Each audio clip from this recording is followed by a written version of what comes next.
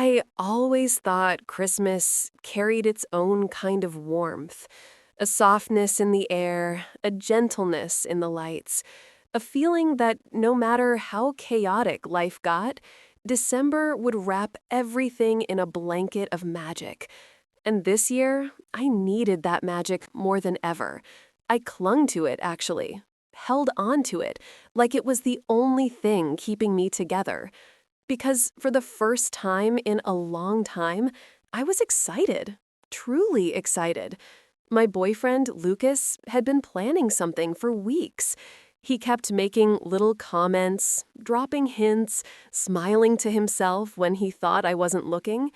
Every time I asked what he was hiding, he'd just press a kiss to my forehead and say, "Wait till Christmas, you'll love it." And the way he said it, the softness, the certainty, it made my heart flutter in all the old familiar ways. So I imagined things, beautiful things. Maybe a necklace with my initials. Maybe a photo album of our memories. Maybe even something bigger, an us kind of gift, a future kind of gift. That's the thing about hope. It glows so brightly that you don't see the shadows creeping behind it. The day before Christmas Eve, I stayed up late wrapping his gifts. The tree lights flickered across the room, our fireplace crackled softly, and the snow outside made everything look like a postcard. I kept glancing at the clock, wondering what Lucas was doing, if he was also smiling at the thought of me the way I was smiling at him. At some point, I got tired and decided to check one of the gift bags he'd dropped off earlier. It wasn't unusual. We always left our presents under each other's trees early, just to build the suspense. His bag was simple, white with a red ribbon tied unevenly. So him. I laughed softly and reached inside, planning just to shake the box, not open it. I wasn't a snooper. I just wanted to feel excited. But my fingers brushed against the corner of something. Smooth, solid, expensive feeling. Curiosity tugged at me. Just a peek, I told myself. Just enough to guess, not enough to ruin the surprise. I pulled the box out. It was beautiful, matte black, tied with a delicate gold string. My heart raced with that familiar electric spark. It looked like jewelry, or perfume, or something intimate. I wasn't going to open it, truly, I wasn't. But then I saw it. A small white tag, with handwriting I recognized instantly. His. To my favorite girl. I smiled. My cheeks warmed. For a second, the world felt soft again. Until my eyes shifted to the line right beneath it. A name. Not mine. Not even close to mine. A different girl's name. Handwritten, clear, impossible to misread. And in that exact second, something inside me froze so violently, it felt like my lungs forgot how to work. No laughter, no shock, no crying. Just stillness. A horrible, heavy stillness. My first thought wasn't even anger. It was confusion so sharp it felt like a blade. I stared at the tag again, blinking, waiting for it to rearrange itself into something logical. Maybe it was a joke. Maybe it belonged to someone else. Maybe he mixed up the bags. Maybe. But then another thought slid quietly into my mind. He hadn't been himself lately. The tired excuses, the delayed texts, the last-minute canceled plans, the feeling that he was slipping away, even when he was right beside me. Little puzzle pieces I'd been refusing to put together. My stomach twisted as the truth began forming in shapes I didn't want to see. I should have put the box back. I should have waited. I should have pretended nothing happened. But I couldn't, because even though the house was warm, my hands were shaking. My breath hitched, and for the first time this whole season, the Christmas lights looked wrong. Too bright, too cheerful, too unaware of what they were shining over. My phone buzzed from the coffee table, startling me. For a second, I let myself hope it was Lucas saying, "I miss you," or "I'm on my way," or literally anything that sounded like the boy I loved. It wasn't. It was a photo from my friend Jess, a blurry picture taken at what looked like a bar, a familiar jacket, a familiar hand holding a drink, a familiar side profile leaning in towards someone with long dark hair. The message said only 3 words. "Isn't this Lucas?" My heart dropped into my stomach. My fingers went cold. Because the girl in the photo, the one he was leaning toward, had the same name as the one written on the gift tag. I felt the air leave my lungs all at once. Not because he was cheating, no, because it was suddenly, painfully obvious. He had been cheating, for a while, long enough to buy her a Christmas gift, long enough to tag it with a message he used to write only for me, long enough to look at another girl the way he used to look at me, with warmth, with softness, with intention. I dropped the box back into the gift bag so fast the ribbon snapped. My breath shook. My eyes burned. I pressed both hands to my mouth, trying not to make a sound. But the heartbreak came anyway. Hot, fast, uncontrollable. How many nights had he lied? How many moments had he spent with her? How many things had I missed because I trusted him too much? It felt like the room was spinning, like the world had tilted under my feet, like everything I believed in, everything I was excited for, had turned into a cruel joke. My chest tightened until I felt dizzy. I needed the truth. I needed to hear him say it. I needed answers. Something, anything. Before I even realized what I was doing, I grabbed my coat and keys. The snow outside was harsh and stinging as I stepped out, but I barely felt it. My heart was pounding too hard. My mind was racing too fast. I was going to his place. I was going to confront him. I was going to find out what was real and what wasn't. But I didn't know that nothing, not the gift, not the photo, not the lies, was going to prepare me for what I was about to discover next.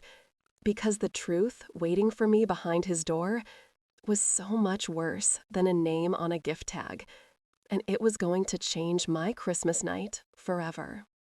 The drive to Lucas's apartment felt unreal, like the world outside my windshield was a movie I wasn't really in.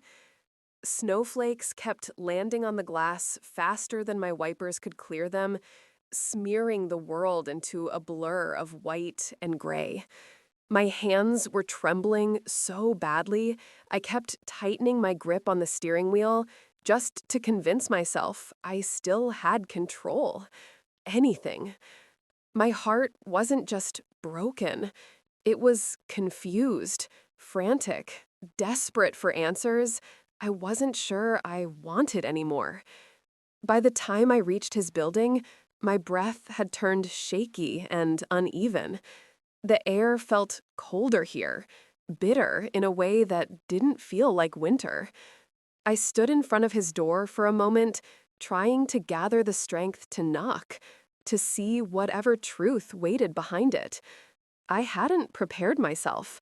I thought I had. I thought knowing he'd cheated would make the confrontation easier, clearer, angrier. But instead, all I felt was a strange numbness, like my heart had packed its bags and walked out hours ago, leaving the rest of me behind to clean up the mess. Finally, I lifted my hand and knocked. Once, twice, 3 sharp taps. Then, silence. A long, suffocating silence. I heard movement, slow footsteps, a shadow. Then, the door unlocked with a soft click. And there he was, Lucas, standing in sweatpants and a worn hoodie, his hair messy, his eyes heavy like he hadn't slept. For one stupid second, I almost softened, almost believed he was still the person who once held me close and said I was his whole world. "Ava?" he asked, voice low and confused. What are you doing here? It's late. The way he said my name used to melt me. Tonight, it made my stomach turn. I need to talk to you, I said, my voice tight, barely steady. He frowned. Right now? Yes, I said. Right now. He hesitated. A small, guilty hesitation that felt louder than any confession. Then he stepped aside and let me in. The moment I walked into his apartment, something felt off. Like the air carried a trace of perfume that wasn't mine. Like something had been moved, shifted, hidden. The kind of details only a girlfriend would notice. Lucas closed the door slowly, then turned toward me with a tired sigh. Okay, what's going on? I didn't bother easing into it. Who is she? His eyebrows shot up. What? I pulled out my phone, opened the photo Jess had sent, and held it up. This girl, I said. The one you were with at the bar. The one whose name is on the Christmas gift you gave me. His face drained of color. Just for a second. Just long enough to confirm everything I feared. You went through my gifts? He asked, voice cracking slightly. That's what you focus on? I choked out. Not the fact that you're buying jewelry for another girl? He dragged a hand through his hair. Ava, just let me explain. No, I snapped, tears burning hot in my eyes. Tell me who she is. His jaw tightened. He opened his mouth, then closed it, then opened it again like he was searching for the least painful version of the truth. Finally, he sighed, defeated, exhausted, ashamed. Her name is Mia, he said quietly. The name hit me like a punch to the chest. So you are cheating on me? He looked down at the floor. I didn't mean for it to happen. I laughed, a broken, bitter sound I barely recognized. You don't accidentally buy someone a Christmas gift, Lucas. He flinched. That hurt him. Good, because he had shattered me. Ava, listen, he said, stepping closer, reaching out like he wanted to touch my arm. I stepped back instantly. He froze. It wasn't supposed to go this far, I swear. But it did, I whispered. He didn't deny it. He didn't even try. She was just someone I talked to at first, he murmured. We met at work. She was going through a rough time, and I felt like I needed to be there for her. My stomach twisted. You could have been there for me instead. His eyes closed, like the truth stung him. Ava, things between us were changing. Because you changed them. You pulled away. You lied. You hid things. He swallowed hard. I know, and I'm sorry. I messed up. Why didn't you just break up with me? I whispered. Why drag me along while falling for someone else? His voice cracked. Because I didn't want to hurt you. I stared at him, silent, stunned. He didn't want to hurt me? Then what was this? My heart felt like glass shattering inside my chest. And the gift? I asked, my voice barely above a whisper. Why give me the wrong bag? He blinked, confused. I took a shaky breath. The gift with her name? You left it under my tree. His face changed instantly, confusion shifting to panic. What? He whispered. Ava, no, I didn't leave any gifts under your tree yet. I haven't even wrapped yours. The room spun. What? I repeated, softly. He moved quickly, towards his bedroom. I followed, heart racing, dread rising like a tidal wave. He opened the closet door, looked inside, then froze completely. His hands trembled at his sides. Ava, he whispered, voice hollow. The gift wasn't there. The matte black box with the gold string, gone. A chill crawled up my spine. Lucas turned slowly toward me, his face pale, shaken, genuinely afraid. "I swear," he said, breathless, "I didn't put that gift in your house." My pulse hammered in my ears. Then who did? And why? A knock suddenly echoed through the apartment, loud, sharp, urgent. Lucas and I both jolted, staring at the door. Another knock, then another. 3 quick, forceful hits. My chest tightened. Someone was outside. Someone who knew where I lived. Someone who moved that gift. Lucas stepped closer to me, stunned, whispering, "Ava, don't open the door." But it was too late, because the voice that came from the hallway, muffled but unmistakable, froze every drop of blood in my body. A girl's voice, soft, calm, intentional. "Lucas, we need to talk." It was her, the girl from the photo, the girl from the gift tag, Mia. And she had come here on Christmas Eve for him. The knock echoed through the apartment again, sharp, almost impatient, and this time it felt like it rattled straight down my spine. Lucas froze. I froze. The entire room felt suddenly too small, too quiet, too dangerous. Then her voice came again, muffled through the door, but unmistakably clear. "Lucas, please, I know you're in there." Mia. Hearing her name in his doorway, hearing her voice in the place that used to feel like ours, was a kind of heartbreak I wasn't prepared for. Lucas's chest rose and fell in quick, shallow breaths. He looked at me with panic written all over his face. "Ava, I swear I had no idea she was coming." I didn't answer. Because what could I even say?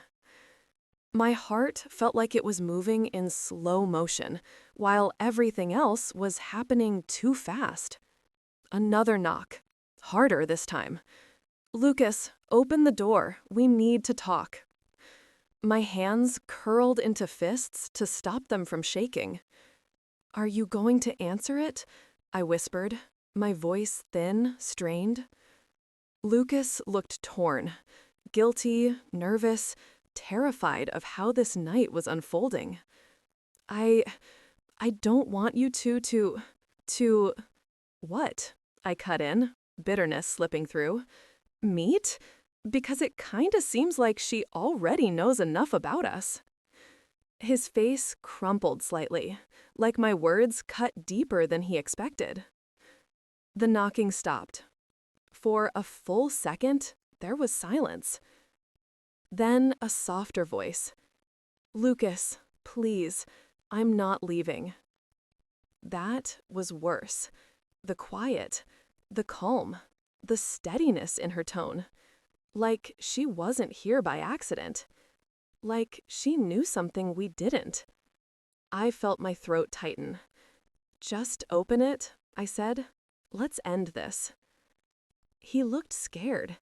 Actually scared. Not of me. Not of the confrontation. But of her. My stomach twisted. Still, he finally moved. Slow steps, almost hesitant, toward the door. And when he unlocked it and pulled it open, everything in my chest collapsed into a sharp, painful knot. Mia stood there. And she didn't look guilty or nervous, embarrassed to see his girlfriend standing in the same apartment. She looked calm, like she expected this. She was wearing this. She was wearing a deep green coat, dusted with snowflakes, her dark hair falling in soft waves, her eyes locked on Lucas with a strange mix of frustration and relief. Then she saw me. And for a moment, a single, flickering moment, something flashed in her expression. Not surprise. Recognition. She knew who I was. Maybe before I even knew she existed. "Hi," she said softly, her gaze settling on me. Ava, right? My heart dropped. She knew my name. Wow, I whispered. You must be really close if you know who I am. Lucas stepped between us slightly. Mia, now isn't a good time. I don't care, she said, brushing past him and stepping inside before either of us could react. Her voice had changed, no longer soft, but firm, determined. I instinctively took a step back. Look, I said, trying to keep my voice steady, I know what's going on. You don't have to explain anything. I just want answers, and then I'll be gone. But Mia shook her head. No, she said, you don't know what's going on. Something about the way she said it made my skin crawl. Lucas rubbed his forehead, exhausted. Mia, please. No, she repeated. You stop. I'm done protecting you. My heart thud in my ears. Protecting him? I asked. From what? Mia looked at me. Straight at me. Her eyes softened, not with pity, but with something heavier, something painful. Ava, she said slowly, Lucas hasn't been cheating on you. I froze. Every breath, every thought stalled. Don't lie for him, I managed to whisper. I'm not lying, she said. He hasn't been cheating. Lucas swallowed hard, closing his eyes. Mia, he warned. No, she snapped. You should have told her. She deserves that. My chest tightened. Told me what? Mia took a shaky breath. Then she held up the matte black gift box, the one with the gold string, the one I found under my tree. She placed it gently on the coffee table between us. I'm not his girlfriend, she said. I never was. My heart stuttered. Then who are you? I whispered. Her eyes flicked toward Lucas, almost accusing, then back to me. I'm his sister. Silence. Complete, suffocating silence. The world tilted. My breath caught. I stared at her, then at Lucas, then back at her. You're his... what? His sister, she repeated softly. Half-sister. Same father. He didn't tell you because your relationship is the only good thing he has left, and he didn't want to drag you into our family mess. My mouth fell open. The confusion in my chest turned into something sharper. Disbelief, shock, 100 questions crashing into each other. But the photo? You two were... arguing, Mia said, with a humorless laugh. Not flirting. We were fighting about our father, about the inheritance, about how he wanted Lucas to sign something he didn't want to sign. I blinked, trying to process. Then the gift was for me, she whispered. It was supposed to be an apology, something to break the tension before Christmas dinner. I felt dizzy. But why was it under my tree? I asked. Mia's expression darkened, and she turned her gaze slowly toward Lucas. Lucas stiffened. Fear flashed across his face. Not fear of her, but fear of the truth. My stomach dropped. What rest? I said, barely breathing.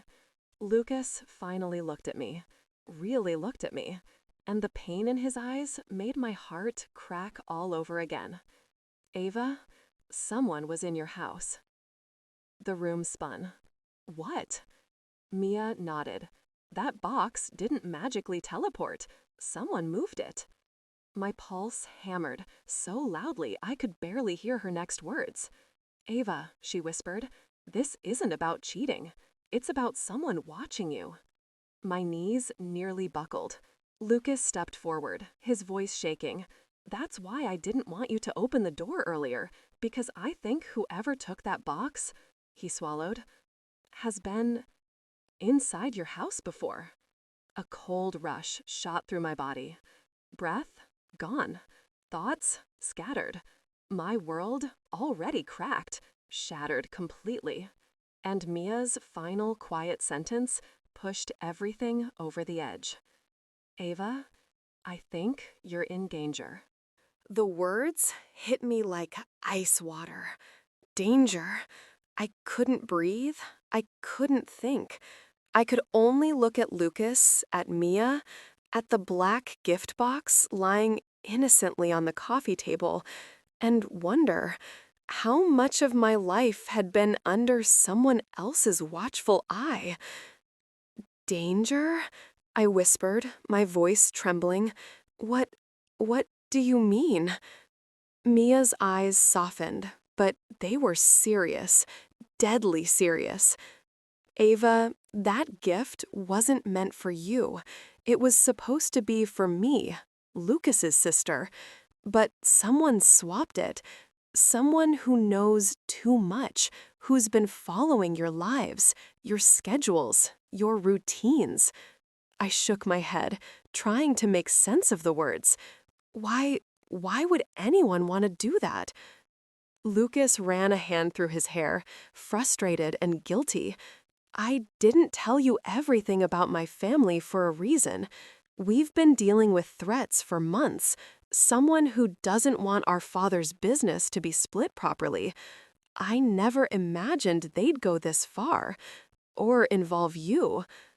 I took a step back, my heart hammering so fast it felt like it might burst. So, the box? The name? It wasn't? Not what you think, Mia said firmly. It was never a gift for another girl. It was a trap. Someone wanted you to think Lucas had betrayed you, to test his loyalty, or to scare you out of the picture entirely. Everything spun. All the fear, all the heartbreak, all the tears from the past 2 nights. Suddenly, the perspective shifted. What I had assumed was betrayal was actually a setup, a game someone else was playing using the people I trusted most. I sank on the couch, burying my face in my hands. My chest was tight. My mind raced. I don't even know what to feel right now, I admitted, my voice breaking. Lucas sat beside me, careful to give space, but close enough to offer comfort. I should have told you earlier, he whispered. I wanted to protect you, but I see now that hiding it made everything worse. Mia placed her hand gently on my shoulder. Ava, you've been brave, stronger than you realize, and you'll get through this. For a moment, I just stared at the floor, trying to absorb the truth, the fear, the relief, the betrayal that wasn't a betrayal. My heart felt like it was on fire, then freezing, then exploding, all at once. Then, Lucas did something I hadn't expected. He pulled out a small, folded envelope from his pocket and handed it to me. "Open it," he said softly. My hands shook as I unfolded it. Inside was a single, handwritten note. Ava, I've loved you since the day we met. I would never do anything to hurt you. I'm sorry I didn't tell you everything sooner. Trust me. Always. My chest ached. A good kind of ache this time. The ache of truth, of honesty, of love surviving even through the worst chaos. I looked up at him. His eyes were raw, open, vulnerable. No lies, no secrets, just him. I wanted to scream, to cry, to throw myself into his arms, and that's exactly what I did. I didn't even think. I just held him, and he held me back, steady and warm, as the snow fell quietly outside. Mia smiled softly from across the room. See? Sometimes the truth is stranger than lies and stronger than fear. I laughed through my tears. I thought my Christmas was ruined. Lucas kissed my forehead. It almost was, but not if we face it together. For the rest of the night, the tension lifted. Slowly, carefully, the warmth I thought had vanished returned. Not because the danger had disappeared completely. Mia explained that they still had to be careful with family threats and security, but because I knew we were facing it together, not alone.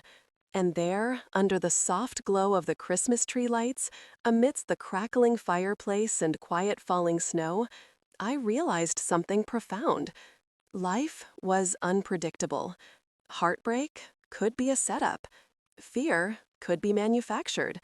Love, real love, could survive even the most twisted games, even the darkest nights, even the traps set by the world around us. I looked up at him and whispered, "Next year, can we just have normal gifts?" He laughed, a warm, relieved laugh. "Normal gifts with a little less chaos. Deal." I leaned my head against his shoulder, heart finally steady, tears still glistening, but now a reflection of relief, not heartbreak. And for the first time in days, the Christmas lights weren't too bright.